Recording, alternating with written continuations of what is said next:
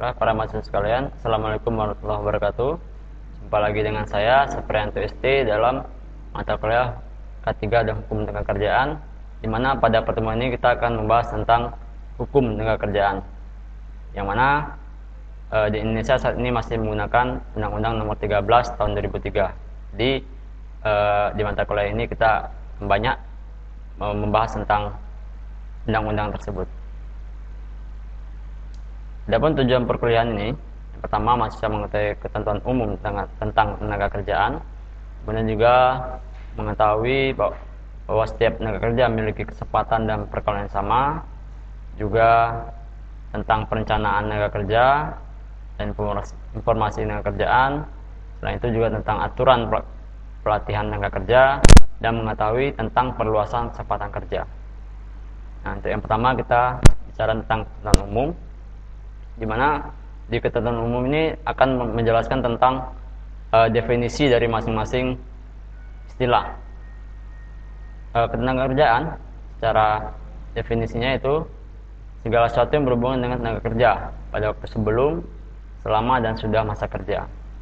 Kemudian tenaga kerja adalah setiap orang yang mampu melakukan pekerjaan guna menghasilkan barang dan atau jasa, baik untuk memenuhi kebutuhan sendiri maupun masyarakat.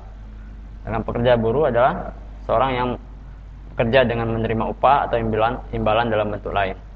Nah, ini beberapa definisi yang nanti banyak kita temukan dalam undang-undang tersebut. Nah, kemudian memberi kerja adalah perseorangan atau pengusaha badan hukum atau badan lainnya mempekerjakan tenaga kerja dengan bayar upah atau imbalan lain. Jadi pemberi kerja ini bukan cuma perusahaan yang berbadan hukum atau yayasan, juga bisa dikatakan pemberi kerja. Nah, selanjutnya istilah pengusaha. Ini adalah perorangan, persekutuan badan hukum yang menjalankan suatu perusahaan milik sendiri, atau perseorangan yang secara berdiri sendiri menjalankan perusahaan bukan miliknya, atau juga badan hukum yang berada di Indonesia mewakili perusahaan yang berkedudukan di luar Indonesia. Jadi perusahaan itu bukan cuma hanya yang ada di Indonesia, yang ada di luar negeri pun asal di Indonesia bisa dikatakan juga perusahaan. Nah, selanjutnya adalah perencanaan tenaga kerja, kemudian informasi tenaga kerjaan, dan pelatihan kerja. Ini juga beberapa istilah yang perlu kita ketahui. Ada kompetensi kerja, yaitu kemampuan kerja individu mencakup aspek pengetahuan, keterampilan dan skill kerja yang bersandar ditetapkan. Kemudian nanti di pekerjaan itu ada istilahnya pemagangan.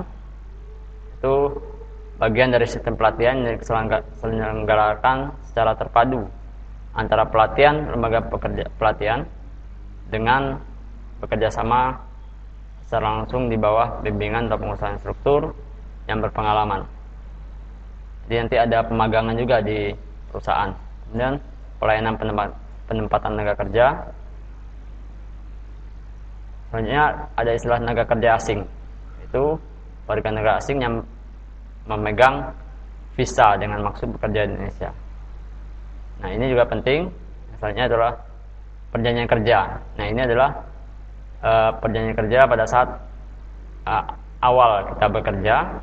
Apabila kita diterima, maka akan ada satu perjanjian kerja yang akan kita tanda tangani apabila kita menyetujuinya.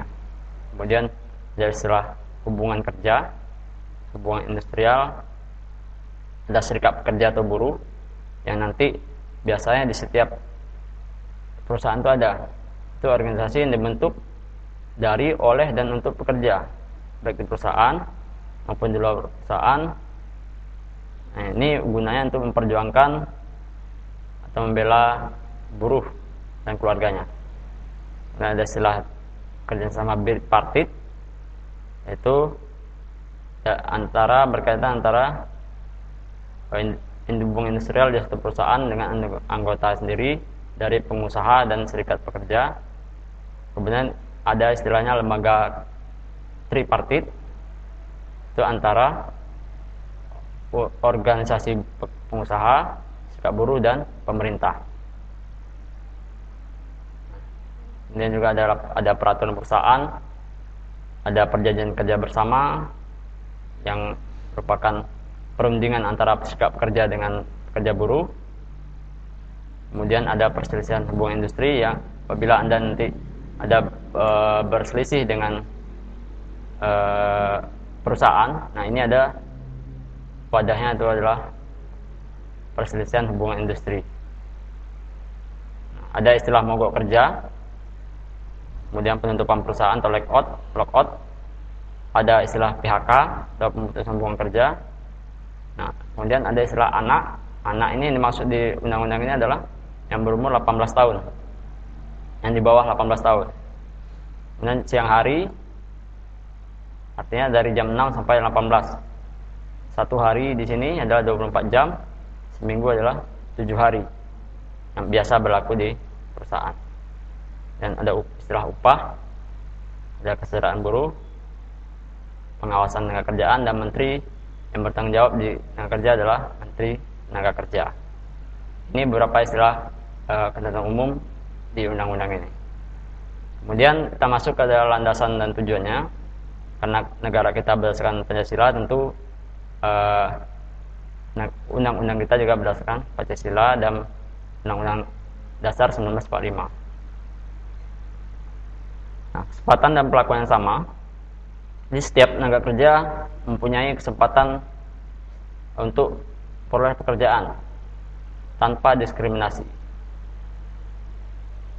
Kemudian juga dalam perencanaan informasi tenaga kerjaan, maka perencanaan tenaga kerja meliputi perencanaan tenaga kerja makro dan tenaga kerja mikro. Makro itu secara umum, dan mikro secara khusus. Nah, secara perencanaannya ada yang perlu direncanakan, itu adalah penduduk dan tenaga kerja, kemudian kesempatan kerja, pelatihan kerja, produktivitas tenaga kerja, hubungan industrial, kondisi lingkungan, pengupahan, dan jaminan sosial tenaga kerja atau Jamsostek. Nah, pada saat Anda sudah bekerja, ini akan ada pelatihan kerja. Ini gunanya untuk membekali, meningkatkan produktivitas, kemudian untuk mengacu pada standar kompetensi kerja. Kemudian pelatihan ini dapat diselenggarakan oleh lembaga pelatihan kerja, baik pemerintah atau swasta. Selanjutnya syarat-syaratnya harus ada tenaga pelatihannya, ada kurikulumnya, ada sarana-sarana, lembaga pelatihan harus peroleh izin, dan lain sebagainya. Kemudian instansi yang bertanggung jawab di bidang tenaga kerjaan dapat menghentikan sementara pelaksanaan penyelenggaraan pelatihan kerja apabila ternyata tidak sesuai dengan pelatihan kerja yang memenuhi persyaratan. Nah, masih tentang pelatihan kerja juga,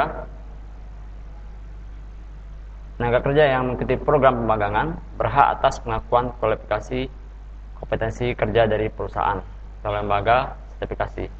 Dan juga pelatihan bagi tenaga kerja penyandang cacat juga boleh, masih diperbolehkan, yaitu memperhatikan jenis, derajat cacat, dan kemampuan penyandang cacat.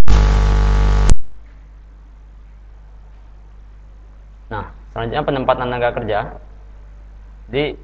Pada saat kita diterima, bisa kita ditempatkan baik dalam negeri atau luar negeri, terserah dari perusahaannya. Kemudian untuk perluasan kesempatan kerja, pemerintah dan masyarakat bersama-sama mengupayakan perluasan kesempatan kerja baik dalam maupun luar negeri. Ini untuk di setiap sektor,